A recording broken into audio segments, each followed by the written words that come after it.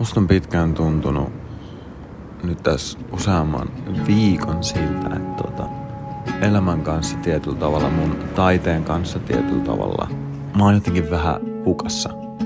Mä en tiedä mihin suuntaan mä haluaisin viedä mun taidetta.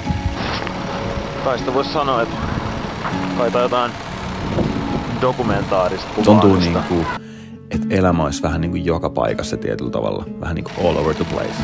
Että se on niinku levinnyt jotenkin oudosti. Mä koen, että mulla on asiat kuitenkin niinku hyvin.